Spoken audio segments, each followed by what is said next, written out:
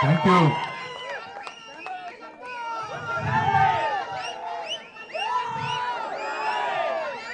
అత్తోట ఆహ్వానం, అభిమానం, ఆత్మీయత అదిరిపోయింది.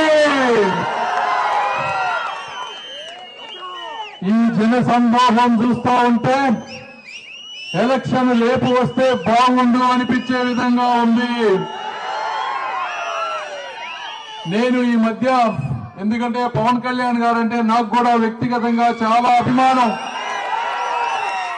ఆ అభిమానంతో ఎక్కడికి వెళ్ళినా పవన్ కళ్యాణ్ గారి గురించి మంచిగా మాట్లాడినప్పుడు నేను చెప్తా ఉంటాను, అయ్యా జగన్మోహన్ రెడ్డి గారు, మీ అభిమానులు ఎందుకు తిడుతున్నారయ్యా మా పవన్ కళ్యాణ్ గారిని మీరు అని అడుగుతాం. ఆయన ఏమన్నా అన్యాయం చేశారా? ఆయన కళ ద్వారా సంపాదించిన 20-30 కోట్ల రూపాయల డబ్బు రైతులు ఇబ్బంది పడుతుంటే పంచినటువంటి మహానుభావుడు, అందుకని తిడుతున్నారా మీరు? సినీ గ్లామర్ తో ఎక్కడికి పోయినా అత్యంత అభిమానంతో ఆహ్వానించేటువంటి వ్యక్తి అన్ని వదులుకొని రాష్ట్రం గురించి ప్రతి అడ్డమైన వాడు తిడుతా ఉంటే పడుతూ రోడ్డు మీద నిలబడ్డందుక మీరు పవన్ కళ్యాణ్ గారిని తిడుతున్నారు? మరి ఎందుకు తిడుతున్నారు అని అడిగితే వాళ్ళు చెప్తారు, ఆయనకి ఆవేశం ఎక్కువ అంట. మరి నీతి నిజాయితీతో గర్జించే గబ్బర్ సింగ్ కి ఆవేశం కాక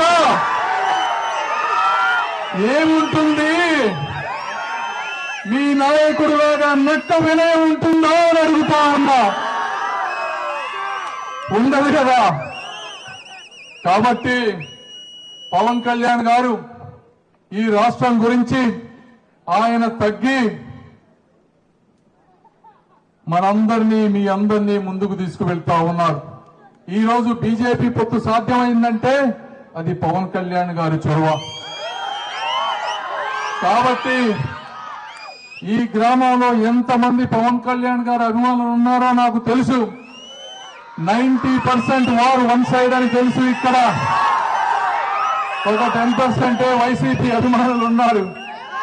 అంటే ఒక్కడే గుర్తుపెట్టుకోండి, పవన్ కళ్యాణ్ గారి అభిమానులు అంటే మా అభిమానులే అని చెప్తా ఉన్నాము. తెలుగుదేశం పార్టీ అభిమానులే. మీకు ఎప్పుడు రేపు ఏది అవసరమైనా కూడా ఇది మా అత్తారిల్లు లాగా చూసుకుంటామని మీకు తెలియజేసుకుంటా ఉన్నాం.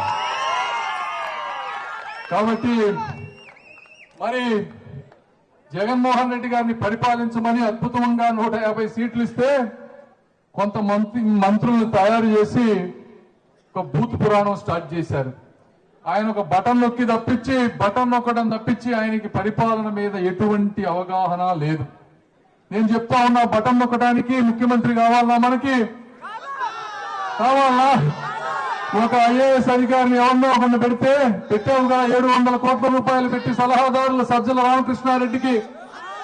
అలాంటి వాళ్ళని ఎవరినో ఒకరిని పెడితే నొక్కేవాడు కదా జనవరి 1 ప్రతి నెల. దానికి నిజంగా ముఖ్యమంత్రి అంటే ఏం చేయాలి? కాలేజీల నుంచి చదువుకుని బయటకు వచ్చే వాళ్లకు ఉద్యోగాలు ఎలా కల్పించాలో ఆలోచించాలి. సమ్మర్ లో కరెంటు కోత ఉంటుంది, నీళ్ల కోత ఉంటుంది అని ఆలోచించి ముందుగా పక్కన ప్రణాళికతో నీళ్లను నిల్వ చేసి అవసరమైనప్పుడు వదలటం తెలుసుకోవాలి. రోడ్లు ఎప్పుడు పోతున్నాయో చూసి అవసరమైతే చిన్న గుంతలు పూడ్చడం, లేకపోతే కొత్త రోడ్లు వేయటం గురించి ఆలోచించాలి. ఇవన్నీ ఆలోచించకుండా 4.5 సంవత్సరాలు బయటకు రాకుండా, ఒకవేళ పొరపాటున బయటకు వస్తే చెట్టు నరికించుకుంటా పోతూ, ఎక్కడైనా ప్రపంచంలో అశోకుడి దగ్గర నుంచి మొదలుపెట్టి చెట్లు నాటించిన వ్యక్తులని గూగుల్లో కొడితే 100 మంది పేర్లు వస్తాయి. కానీ చెట్లు నరికించిన వ్యక్తి అని గూగుల్లో కొడితే వచ్చే ఏకైక పేరు ఈ జగన్మోహన్ రెడ్డి గారు. ఇది వాస్తవం కాదా? ఏ నాయకుడైనా చెట్లు నరికించారా ఎక్కడైనా? అంటే ఈ ప్రకృతి మీద ప్రేమ లేదు. ఒక చెట్టు మొలవాలన్నా పెరగాలన్నా దానికి ఎంత కృషి ఉంటుందో కూడా తెలియని ఒక అజ్ఞాని ఈ రోజు రాష్ట్ర ముఖ్యమంత్రిగా ఉన్నారు.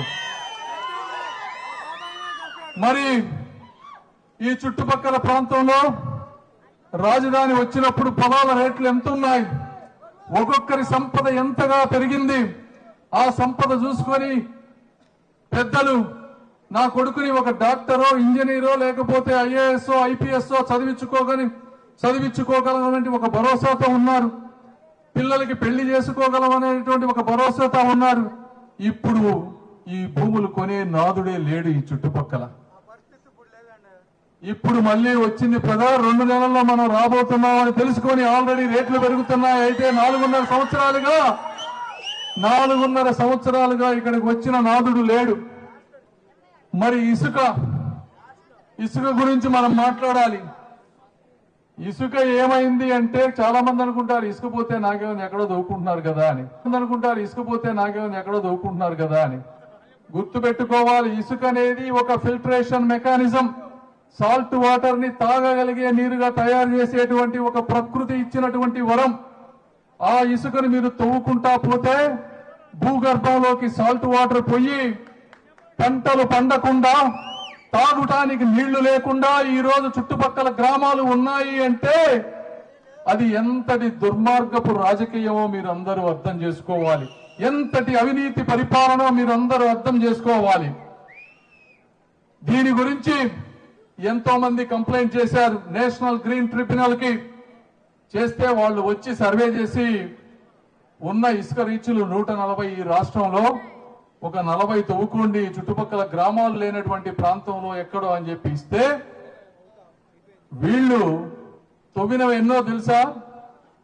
500 తవ్వారు ఇసుక రీచ్లు. ఇది వాస్తవం, కనుక్కోండి.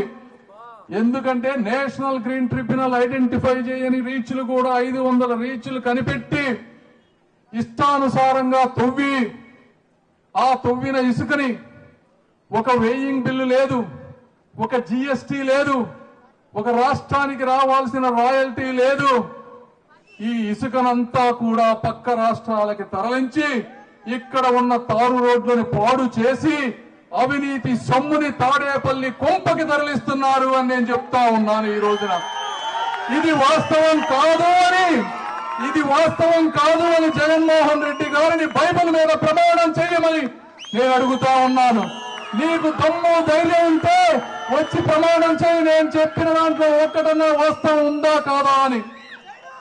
అది కాకపోగా తెలుగుదేశం పార్టీ గవర్నమెంట్ ఉన్నప్పుడు చంద్రబాబు నాయుడు గారు ఇటువంటి ఇసుక ఇబ్బందులు జరుగుతున్నవని ఇసుక ఫ్రీగా ఇస్తే ఇసుక ఫ్రీగా ఎందుకు ఇచ్చారని ఆయన మీదే కేసులు వేశారు ఆ రోజున.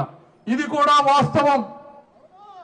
అదేవిధంగా ఇప్పుడు నేషనల్ గ్రీన్ ట్రిబ్యునల్ కి ఇక్కడెక్కడ ఇసుక అరాచకం జరగటం లేదని 25 మంది కలెక్టర్ల చేత దొంగ లెటర్లు రాయించిన మాట వాస్తవం కాదా జగన్మోహన్ రెడ్డి గారు అని నేను అడుగుతా ఉన్నా.